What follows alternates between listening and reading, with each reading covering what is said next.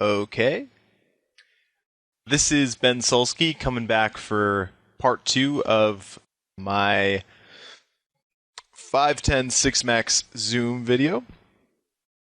No limit hold'em Zoom video. In part 1, I sort of introduced myself because it was my first video for Run It Once and got into the action. I'm not sure how many parts this video series is going to be now because I have 75 minutes, I believe, of footage recorded, and I got through 5 minutes in a 50-minute video the first time. So we'll see how that goes. The thing is, there's a lot of really great hands towards the end of the video, so I might use a lot of the footage. There's a lot of fun hands. As far as that video, I don't have any reads on anybody aside from the fact that I know that most of these guys are good players. I think there's a couple fish in this Zoom player pool, which is why it's running. But most of the regs are really tough, really good, long time 6 max regs. So, in this video series, my plan was to kind of give you guys a sense of my game, a sense of how I break down hands, how I think about them, in sort of a qualitative sense of me just having a conversation, talking about things. And then later on in other videos, we'll take a look at the math behind some of these decisions. I'm just kind of sketching the considerations you want to think about when you're making a decision in a hand. And I suppose if I had to pick a theme last video, it would be that I wanted to stress the fact that when you're reading ranges in 6 max, you obviously want to think about how players' pre-flop ranges hit certain boards and how those two ranges interact. That's sort of like what happens when you start to think about ranges. But one sort of feature that I wanted to draw your guys' attention to that I think is maybe overlooked is that when you see a board where the cards where the board isn't connected by the player's offsuit combos, that means that they'll have a lot of misses on that board, more than they would in a heads-up game or more than they would in a board where those offsuit combos paired or flopped gutters or things like that. And so I just very quickly ran a few numbers on that just to sort of quantify those things a little bit for you. So this is the theory section of the video. And we're going to continue to talk about this a little bit throughout this video. So I made this little notepad document right here. And this is just, so this first section here is just raw frequencies. So if you have 100% of hands that are playing a pot, this is how they'll break down. So you'll be, I clearly miscounted this because it sums to 103%. So I think the suited combos are a little bit less. Actually, let me recheck this. Go into Card Runner's EV. This is how you can figure this out yourself if you want. Clear. Go for suited. Oops. Highlight here.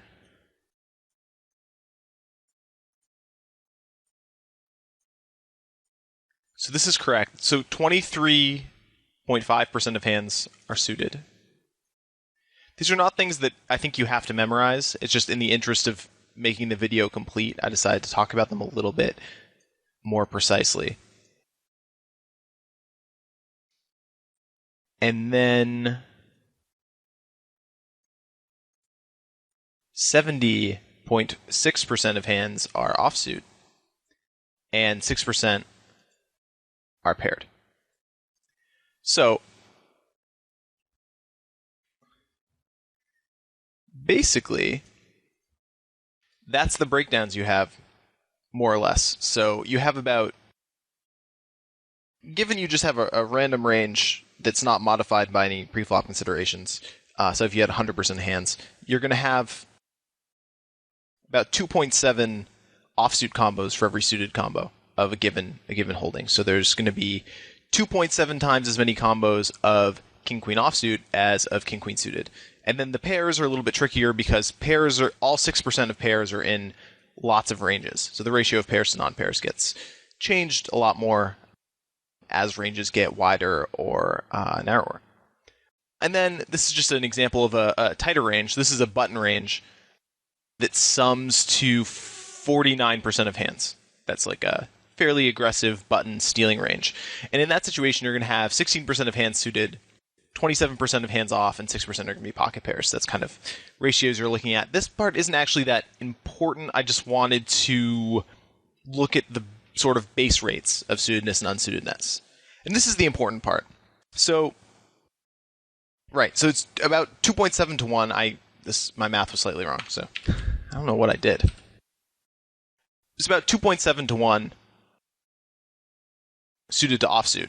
But the key is that, so if we're looking at some board, and in the last video, that board was the deuce 7 board, as well as a few other boards. If we're looking at some board, and the offsuit combos are not in our opponent's range, and the suited ones are, or vice versa, the ratio is 1 to 2.8 of those boards. So you can basically say, so like on the deuce 7 board, there are basically no deuces in either player's range, and the 7 is in both players' range, particularly in position's range, but it needs to be discounted heavily because of this.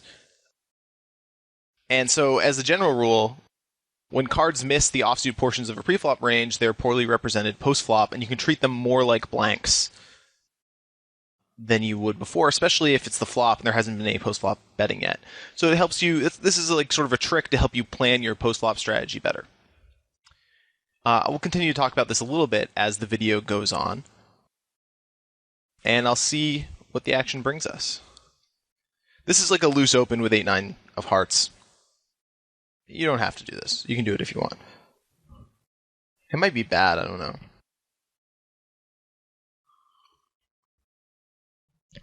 Coffee.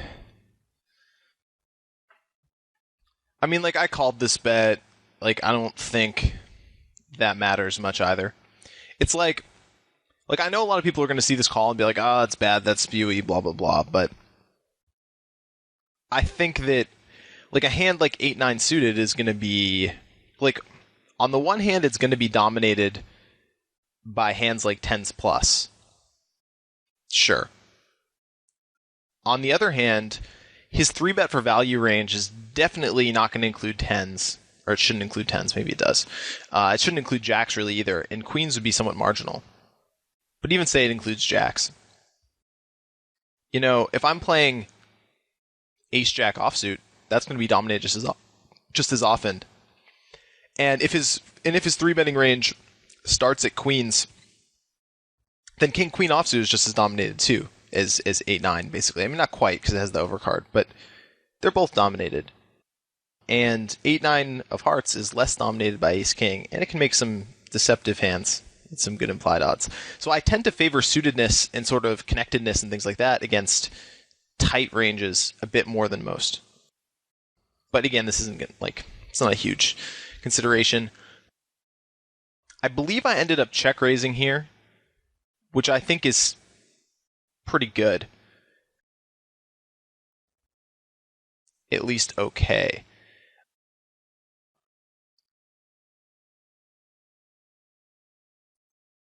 Yeah, this is sort of a tricky spot because it's going to get kind of technical pretty quick, and I haven't been over it that closely in No Limit for a while. But I suppose what's going on here... Okay, so combos-wise, we should put the in-position 3-better on queens plus ace-king, roughly, and bluffs.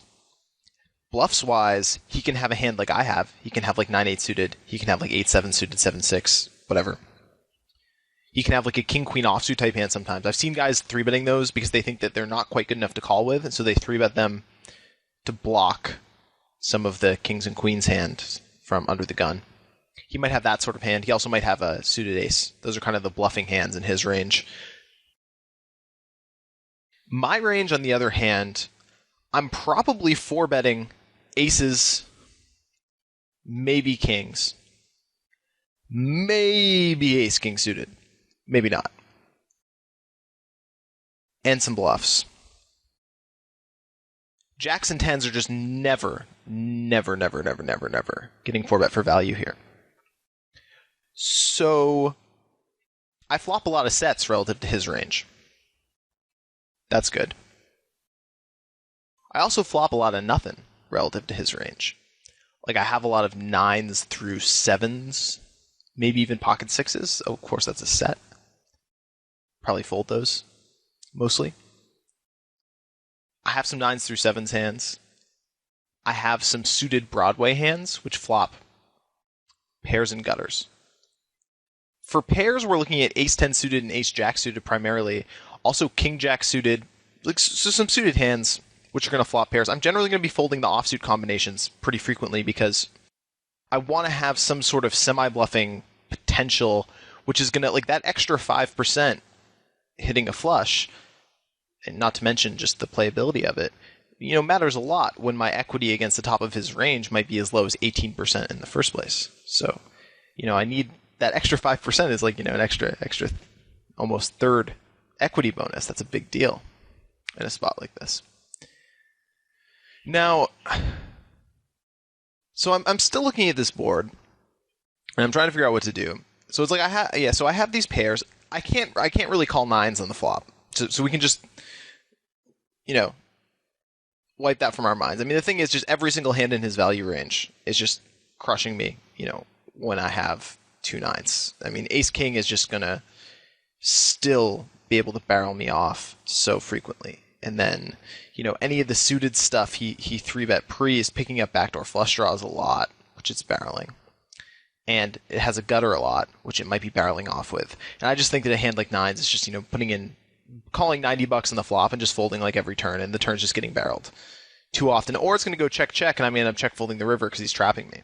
And I think that happens a lot, actually. I think a lot of really good players are doing that these days because a lot of people are floating hands like ace-queen and like king-queen on the flop and then bluffing the river. Now, I'm still figuring out what to do here. So, So every time we have a set, we can't really, we also have Jack-10 suited here, which is whatever. Jack-10 suited is definitely going to check raise flop. But we can't just go completely insane when we have a set. Otherwise, our range is going to be capped at like ace-jack suited or queens when we check call. And so much of our opponent's range is going to be ace-king, aces, or kings that I think we're going to do pretty badly calling down.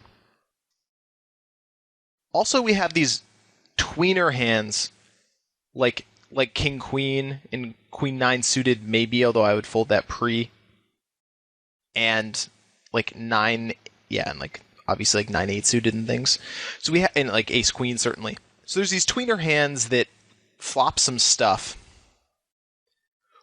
But both players hit this board so hard that going crazy on a semi-bluff is sort of unattractive because we're just going to get called and jammed on by aces and kings and queens and floated by ace-king quite a bit.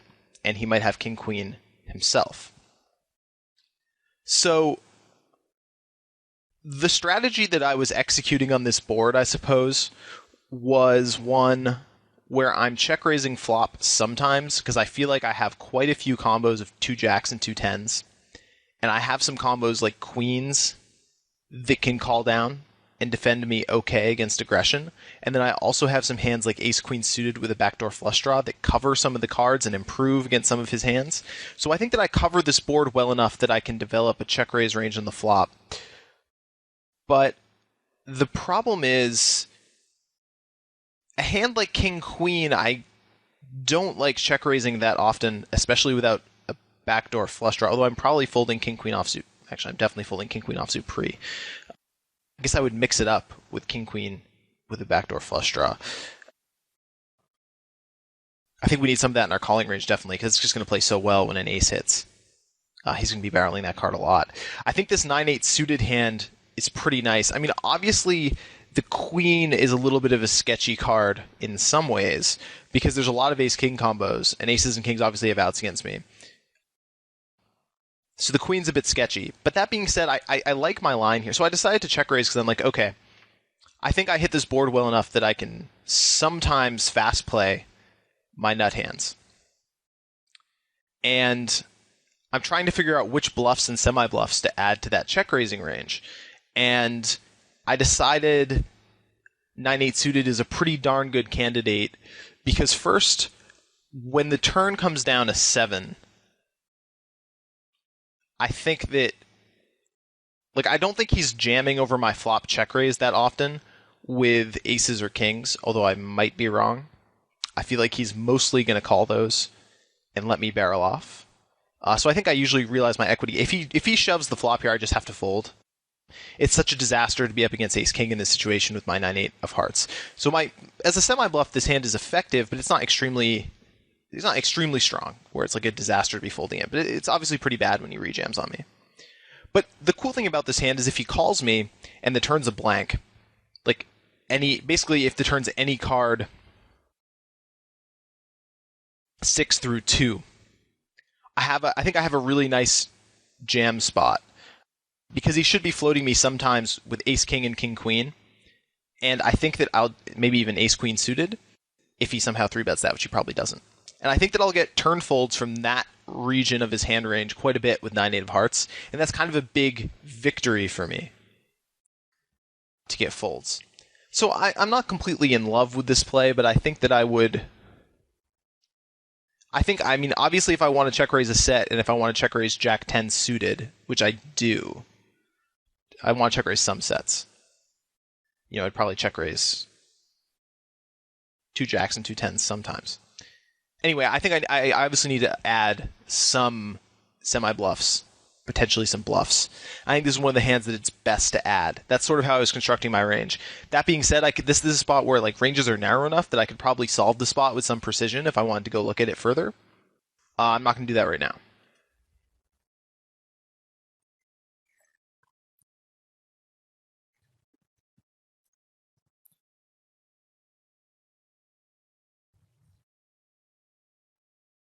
So he's tanking.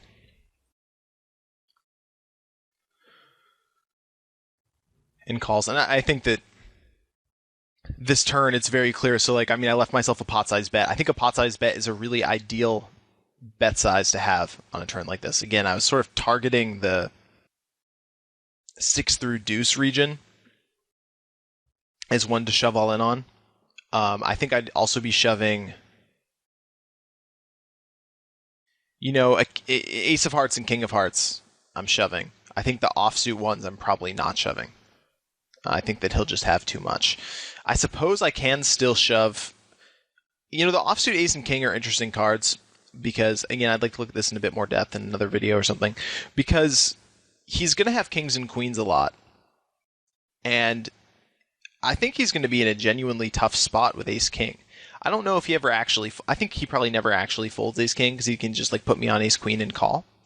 But against a really good player, it might be an interesting spot. I'd probably just still end up shoving an offsuit ace or king and hoping to get a hero fold, but really just trying to make myself tougher to play against because I expect to get called by ace king or even kings or queens almost every time. So I doubt I would actually find the check fold there, but it might be the best play, or at least the highest EV in a vacuum play. So here I shove, blah blah blah. I think this is very standard shove here. And I do think this puts him in a tough spot. Like if you're villain and you're playing against an under the gun guy who raises, calls a 3-bet and check raises you on Jack 10-6 and he shoves the ace of hearts turn for pot. I mean, I really think that you're going to be feeling the heat with a hand like ace king or ace queen. I mean, especially ace king in kings and queens. So I do think this is a good line by me. Of course, he was bluffing pre-flop with king queen, and that's not the hand I wanted to see.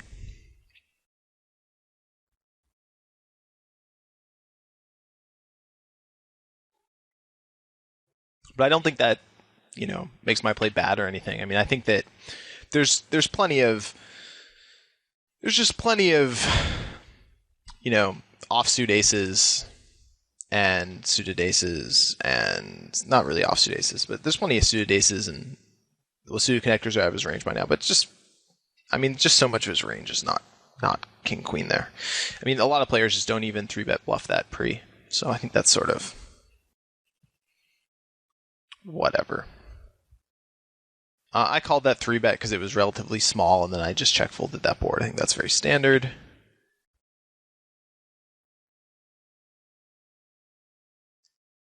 I think, I mean, this flop peel is very standard with the Jack 6, and he checks the turn.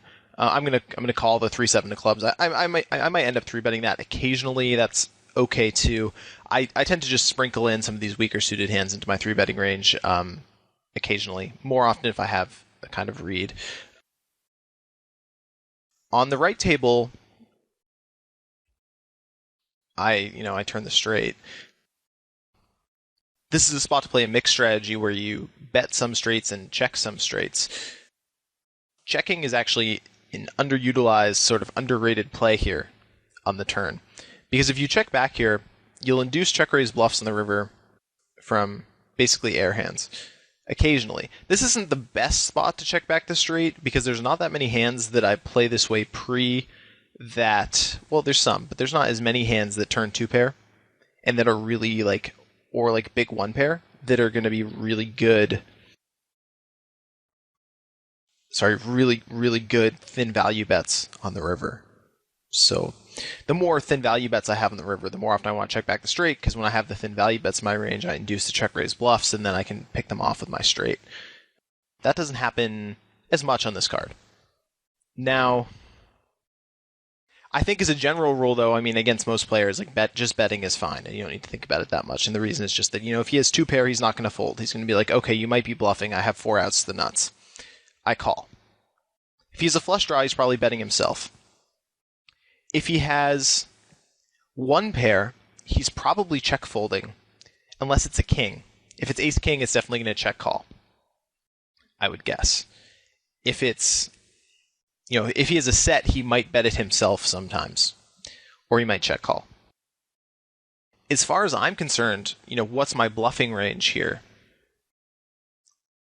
Well, I mean, obviously a hand like 8-7 is just always barreling off. I think this card is good enough for my range that I can take maybe a few bottom pair hands that don't have anything going on and bluff with them. I think that's okay. I'm not really a fan of floating flop with a lot of suited aces here. I think you need a gutter, really, to pull that off. So I think this is a spot where, yeah, I think it's good to mix it up with your straights, because I'm going to have a lot of Jack X combos, just relative to other things. Because I'm going to have, with the small raise size pre, I'm going to have hands like, Jack 6 offsuit, Jack 5 offsuit, all kinds of hands like that are going to call flop. And so I'm going to have so many straights on the turn. I'm also going to have so many 1-pairs. I'm going to have 10-5 suited, 10-7 offsuit, 9-7 offsuit, etc., that I think it's a good idea to just mix up the straight combo. So maybe just make some kind of ratio in your head and follow that out. Maybe check suited 1-card straights that are spades or hearts, or spades or hearts and diamonds, or whatever mix you decide to go for. Make some kind of split there. Or if you get even any kind of read on the speed at which he checked, how he plays, blah blah blah, then you can kind of exploit one way or the other here. But I do think it's a pretty good bluff spot for him if the turn goes check check and he gets the river, because my range is going to contain so many Queen X, 10X, 9X hands that I think that he can make a pretty credible bluff on the river, representing a hand as weak as 2 aces or ace-king. So I do think that's an interesting spot where some people would miss the way that turn should play. I decided to just bet. I think that's standard and good. I'm just sort of maybe some of these players aren't quite tough enough to warrant a lot. I think the sizing here is fine. 70 to 77 is whatever. Yeah, if it was bigger than that, I think it might start to be a mistake. I think that's just that's fine. So I check called the small flush draw on 4-4 king. I think that's very standard and good. On the ace of clubs, my range is going to change substantially, I would say. Basically, I'm going to have ace high on the flop, but I think that some guys just peel almost any ace high. I need some sort of backup to go with my ace high. I need a backdoor flush draw, or I need I mean, the ace of clubs is a big one. So if I'm in position and I see the ace of clubs fall, I'm going to barrel that ace a lot more often than any other ace, because I'm going to expect my opponent to have fewer aces in his range, because most of the aces he calls the flop with contain the ace of clubs. So this is actually a good bluff spot for you if you're Dennis 77709. I don't think he'll pick up on that.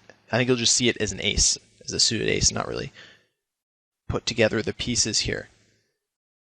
But it would be a good bluff spot. For that reason, I'm going to have to call with a few more kings than I normally would. A few more like king 8 with the 8 of clubs, that kind of thing is going to be calling for sure. And I'm also going to call with my small flush here and expect to pick up a lot of river barrels because my range is quite weak on the turn. That's sort of my play. I think that's going to make the most money, or at least make as much money as check raising. So he checks back. I don't know if I expect him to realize that that's as good of a barrel spot as it might be, at least against me. So I expect him to have some kings. I mean, a king is a really likely hand here. A little bit less likely, but still possible, is a hand like tens through queens that, like, quote, value bet the flop, and then decided, oh, there's an ace now. You know, I have this, I have that. I'm not going to bet again because I don't want to narrow his range more, and then gets to the river and has to make a decision. That's possible. But really, he has a lot of bluff catchers in his range relative to normal, bet call, check, check, river situations. And mostly they're kings. I think that my range here is going to contain a lot of hands which can find a bluff. And the reason is that his range is less polarized than normal because the flop top pair got, quote, counterfeited by the ace in the turn, and so he's going to play it as a bluff catcher on the river. And I have a lot of weak flop check calls, and I have some turn flushes and turn aces that I can now use to push him off of those kings and off of those mid-pair hands. So I'm going to probably take hands like pocket sixes and turn them into a bluff on a river like this. And I'm also going to bet pretty large because I expect him not to be slow playing a lot of flushes and a lot of big aces, like to this line. So I think I make it a little bigger.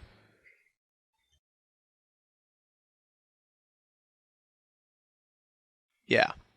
So I decided to just make a pretty big bet. I think that's good.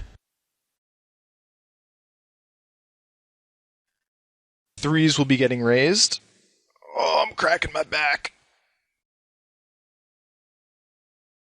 I'm subletting a house in Vancouver right now, and my work chair is just brutal. So I've been playing and standing up a lot. I'll rewind a little bit. Board queen, queen, ace. I check, check. I think the flop is fine. Turn ace. I now have 3 high. It's a very standard bluff. Actually, let me recheck that hand. Just go through this one more time. Man, these zoom hands move fast. Yeah. So I check back the flop. I mean, the reason is just that, he's going to have a lot of aces. He's going to have, I will get called here by king high with a gutter sometimes, but I'm not even doing very well against that hand, especially when you consider the fact that he can bluff me on the river and play a polarized range on the river against me. So I can't bet here. The question is whether I want to bluff. If I do bluff, since I have so much equity, I have to consider bluffing quite a few streets. And so my preference was to check back, show down my hand on cards which are pretty favorable for pocket threes, and then bluff on ones that weren't. And then I hit a gin bluff card. So I expect to get called by a hand like king jack here, maybe not. But he's going to have a lot of hands that are just going to be check folding, like he might bluff with like jack 10 or something. I have no idea. Once he does check, this is really just like a spot where it's like I have enough aces and enough pocket king type hands that's just a spot where I'm this far down in my range with so few, without any redraws. It's just a very easy bluff. Especially given I have nut hands in my range. This is I'd say pretty darn standard check back, or it should be. If you continuation bet this hand, it's a pretty tricky thing to get away with, because once you get called, you're probably flipping versus his hand range. Like, you're ahead of ace jack, and you're ahead of 9-8, you're ahead of, I mean, you're kind of doing okay against a hand. I mean, you're obviously crushing 10-9, and you're doing kind of okay against a hand like ace 10. You're doing pretty well against king jack. The point being, there's quite a few hands in his calling range which we do pretty well against. There's also a lot of hands which we do badly against, namely any queen, any bigger tens isn't a huge deal because of our gutter, but there's just a lot of hands that we're doing badly against too, and especially because the board's going to come out dirty for us a lot. We're going to end up folding. And we can't exactly double barrel or triple barrel this hand because we're just going to make his range stronger and stronger, and we're going to risk way too much money. So I think it's just a very standard check behind and call 1 or 2 bets. Definitely call 1 bet, decide for the second. I'd check back the turn here again. This is a spot where, I think I can value bet the turn, but I definitely can't value bet 2 streets unimproved. I think it's a spot where I want to keep some of the draws and some bluff catchers in my checking range that I can comfortably call a river bet, which is what I'm going to do. And I'm never folding here. I'm just sort of thinking about things, and he has a very reasonable hand.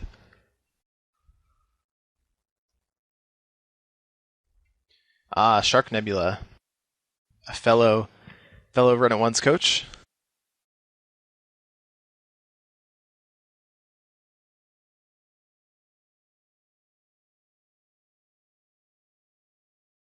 So this Queen 9's, I think, a very standard fold. I don't think a lot of people peel there, but if you do peel there, you should probably fold. Again, this is... Ooh, I get a chance to tie it in. If you're going to make a light sort of out of position float peel because you want to cover maybe certain board cards, because you do want to have if it comes 10-3 deuce, you don't really want to have a board card where you never have anything. You don't really want to, if a queen comes down and you never have a queen, that's probably not good for you. You can probably mix in, one combo of queens into your check calling range or some queen X hand. But if you're going to mix those combos in, you should always just have a backdoor flush draw, especially if the combos should be infrequently represented in your range and they're both offsuit and suited. Pick the suited combo. That's what you float with.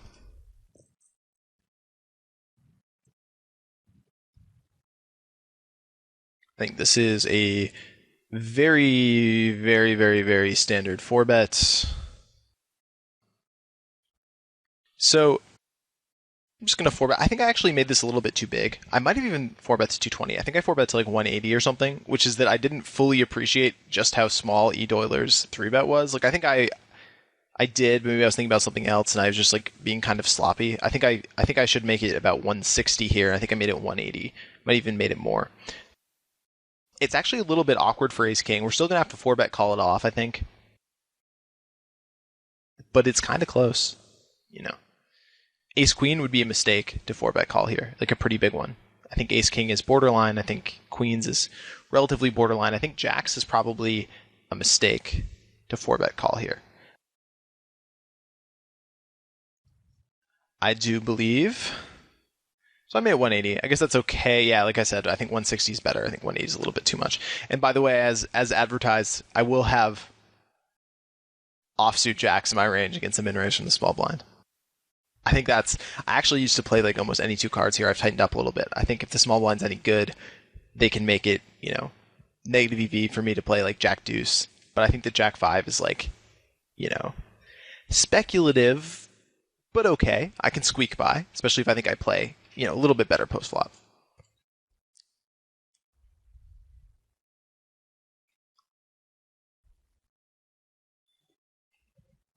One other point is that I think, and this used to be more true. This has nothing to do with the hands. This is just a general sort of theory point. I think that it used to be in the past, people had this impression. I don't know if anyone listening still does, but if you do, I want to talk about it. I think people had the impression that if you were going to play a weak hand in a marginal spot, you had to do something with it later to make it plus EV for yourself. So like if I said, I'm going to call a raise with Jack 5 offsuit there, that means that I'd have to like bluff raise 7-4-4 without anything in order to get him off a hand, in order to make my Jack 5 offsuit a plus EV preflop call, in order to like make it pay for itself. Now, that's true in one sense, but it's not really true in the important sense.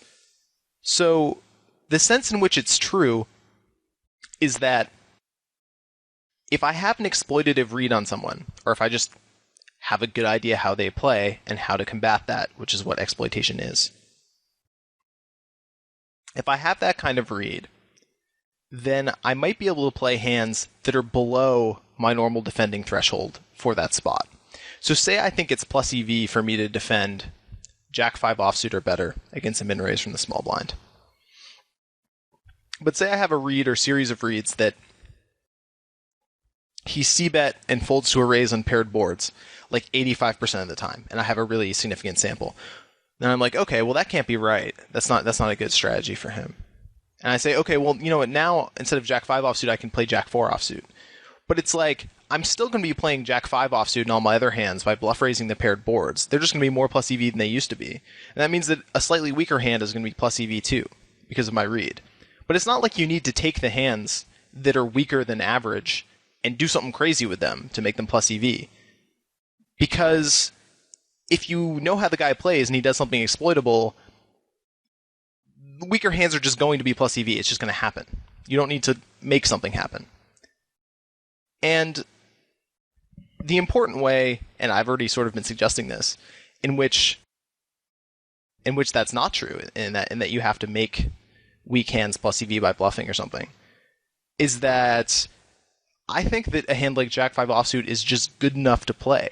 And the reason is because I'm getting an incredible price. I'm getting 3-1, and I have position. And there's only one player left in the pot, and so he's opening a wide range. And I think that given all of those considerations, I can just defend Jack 5 offsuit. And my plan is just to flop a Jack, a 5, a gutter, a flush draw, or have him check.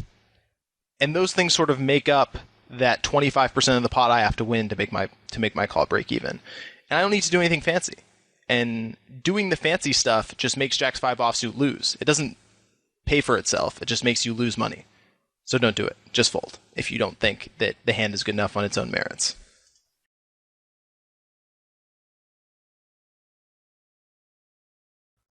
King 9's an open, Ace 7's an open. What am I going to do? I think I'm just going to fold. Like, okay, that's an okay 3-bet bluff spot because King 10 suited, I probably call. Therefore, King 9 suited is, a pretty good 3-bet bluff. But it just happens to be the case that if you sum up all of the hands which are right below your call threshold, so say like I call with Ace Queen. So it's like, okay, King Queen offsuit is right below my call threshold. King 9 suited is right below my call threshold. Say Queen 10 suited is right below my call threshold, or Queen 9 suited, one of the two. And you sum up all those different things that are like not quite good enough to call, you're just going to get way too many bluffs. So you just have to pick some of them to bluff with, and sometimes you fold. Or just pick some hands that you're always sort of bluffing with, which is fine too. It's a little bit tougher to play against if you mix up your bluffing range a little bit more. But suited aces are just so powerful and no limit that just bluffing suited aces is pretty strong.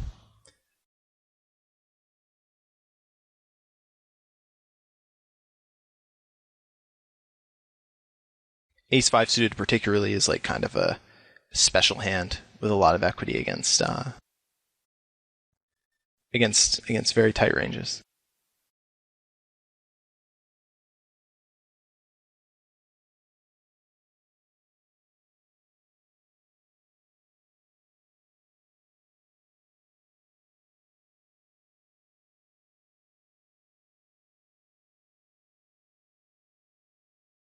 Won the blinds.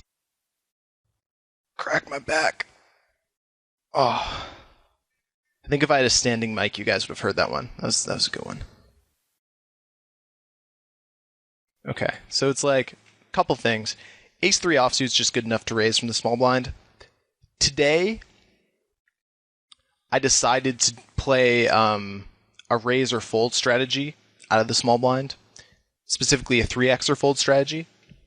That's fine. It's also possible to play a limping strategy, and I've played that in other videos. I tend to favor the limping strategy in anti-games and favor the raising strategy in non-anti-games. I also tend to favor the raising strategy as I play lower stakes. The reason for that is just that there's more rake. There's quite a bit of rake in limp pots, so I tend to try not to get into limp pots. And I tend to just generally make my raise sizes pre-flop a little bit bigger, at least until I get to a 3-bet, because the rake is significant. Especially if you're, don't play as many hands, you're not supernova or supernova elite, that's something you need to think about. Okay, that's fine. Ace-3 is good enough to raise. Especially we have a discount on raising. We already have the small blind in. If you're folding ace-3, that's just too tight. You need to play that hand. Second, this king-8 hand is definitely strong enough to peel pre-flop. I think it's just not a 3-bet. I think that's very standard. On Jack 9-5, I decided to check back. I think that's whatever.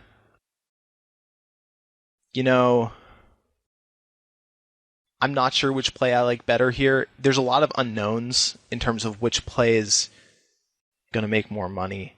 I would say Jack 9-5 is kind of in the middle for c-bettableness. There's a lot of hands in his range. There's some hands in his range that he might be uncomfortable c-betting here, like Ace-3 offsuit, for example, is kind of scary to c-bet, and Jack 9-5 is going to get floated a lot. Things like that. Now, Ace-3 suited, on the other hand, backdoor flush draw, he's probably going to be able to c-bet that. He also is, it's pretty easy for him to set up a check calling range on this board. There's a lot of hands that sort of medium strength that he can mix in there, like pocket 10s, 9-8 suited, etc., etc. I think in hindsight I like a bet a little bit better on this board with the intention of barreling quite a bit. I mean, this board hits my range pretty well. That being said, my range is kind of weak because I'm in position and it's a small blind versus big blind situation. The big blind's calling range is going to be quite a bit wider because I have a discount. I already have a blind in and I'm in position. So my range is just going to be weak by default. But I still think I like barreling off with this hand. I mean, barreling the flop, and then I would certainly barrel this turn. But I check back, that's okay. Turning the double gutter. The spread out double gutter. I have all ends of the spectrum. I like the spread. I got everything covered here. If he checks, I'm obviously going to bet. I think that's just very standard. The reason why it's standard is because pocket 6s through 2s fold every time. And they have a lot of equity against my hand. Ace high folds every time. It has a lot of equity against my hand. And my hand has tons of equity against everything that he calls with. If he has 10-7, I have a lot of equity, and there's also some cards that I can bluff on. So I think it's just, I don't even think I need to talk about that anymore. I think it's just very, very standard. And then also, I mean, there's nut hands in my range. I would probably almost always bet 8-7 on the flop. So I think that Queen 8 probably bets a lot in the flop too. So it's not like I have a ton of straights, but my range is protected by 2-pair. Specifically, Jack 10 probably bets flop quite a bit, but not always. But not necessarily always. I also might sometimes check back a gutter on the flop, but let's not get into that. But my range is, protected by 2-pair, and it's not like his range is particularly strong anyway, given he is checked twice and he is already raising from the small blind. So I think that, it's just a very, very standard bet in the turn. And certainly I have a lot of pair plus flush draw hands that I can float a check raise with. So here I go. I bet. I think I bet pretty big. I think this is a spot where my bet size doesn't actually matter that much as long as it's nothing outlandish.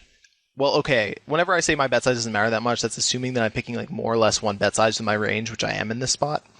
If you want to develop multiple bet sizes, then you can have as many bet sizes as you want. You just have to justify them to yourself later. Be like, hey, this is balanced by this, blah, blah, blah, blah. Phil's talked about that in other videos, which were really great. You should check those out. So, okay, so I decide to bet between 60 and 80% of the pot. That's cool. I don't think there's a size which is, I bet, about 2/3. That's fine. I believe I go for a value bet here, which I like. And the reason is that, how many queens is he really check calling the turn with here? Let's think to ourselves. I don't think very many. Because the main queen that's gonna check call here is Queen 9. That's the queen. That's the queen that check calls. Queen 5 suited 2. Those check call. That's 2 queens. He might bet flop sometimes with Queen 9 with a backdoor flush draw, and he might bet turn with it. So there's like 2 queens in his range, both of which are like somewhat heavily discounted. So this is a pretty darn good king for me, despite the fact that it makes a 4 straight. A lot of his range, I think, is going to be more on the 8 side. Like 9-8, Jack-8. And then he's going to have...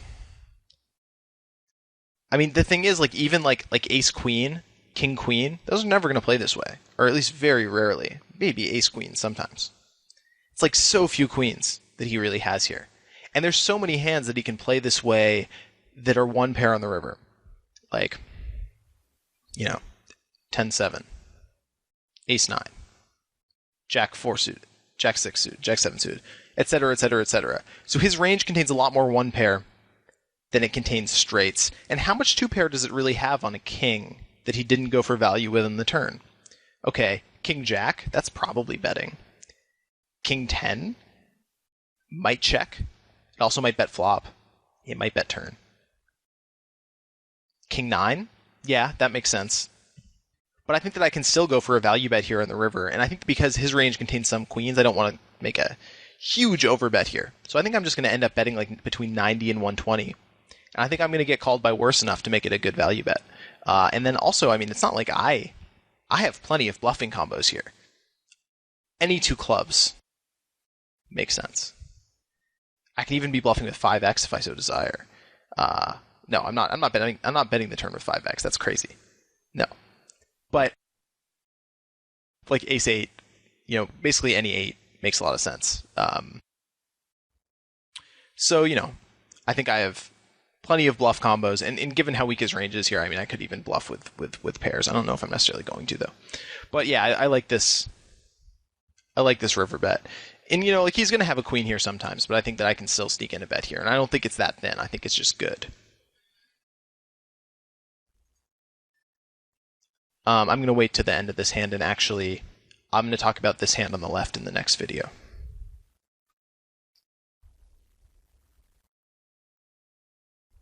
So he calls, and he has King-9, so I lose.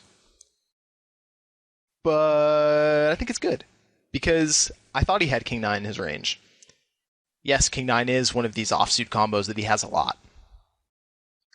But I mean, look, I obviously I blocked the king. I mean, I think that there's plenty of weaker hands in his range, and there's plenty of bluffs in my range that the value bet's going to be winning. And I think that's a spot that people might miss. You just, if you're not following along with the hand really carefully all the way through, you might say, okay, right, so Jack 9, 5, 10, King. You can have a queen. I can't value bet this. We can have 2 pair. I gotta check 4 straight. Blah blah blah. But no, I think you can value bet there. So on that note, I'm gonna end part 2 of my 5-10 no limit 6 max zoom series. This second part of the video I'm making on the same day of the first video, so if you guys have made comments and said, you're doing a terrible job, then I haven't heard them yet, so I apologize in advance. If you think I'm doing a good job, then I'm doing more of the same. Perfect. Hope you guys enjoyed the video, and I will be back with part 3 pretty soon. Good luck at the tables.